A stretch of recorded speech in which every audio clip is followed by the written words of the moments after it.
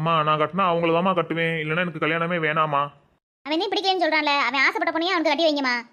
அம்மா நாளைக்கு எங்க கூட வாங்கம்மா, அவங்கள போய் பொண்ணு கேட்டு வந்து இவனு கட்டி வச்சிருவோம். அது சரிப்பா, இப்ப அவங்களுக்கு என்ன பதில் சொல்றது? இங்க பாருங்க, நான் அவங்ககிட்ட நான் பேச மாட்டேன், நீங்க தான் பேசணும் இந்த விஷயத்தை பத்தி. சரி நான் பேசுறேன், பக்குவமா அவங்கள்ட்ட எடுத்து சொல்லுவோம்.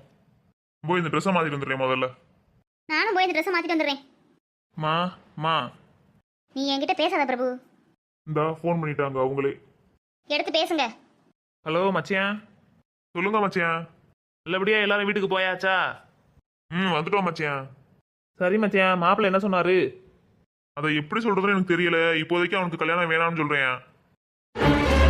என்ன மச்சான் இப்படி சொல்றீங்க? முதல்லயே மாப்பிள்ளைகிட்ட கேட்டு வந்திருக்கலாம்ல பொண்ணு பார்க்க. இப்படி சொல்லிட்டீங்களே மச்சியான், நான் இதை என் மகட்ட எப்படி சொல்லுவேன்? போனை வைங்க மச்சியான் முதல்ல. மச்சான் அவனுக்கு கோவம் வந்து ஃபோன் காலே கட் பண்ணிட்டேன். இனி நான் எப்படி அவன் மூஞ்சி முடிக்கிறதுன்னு தெரியல.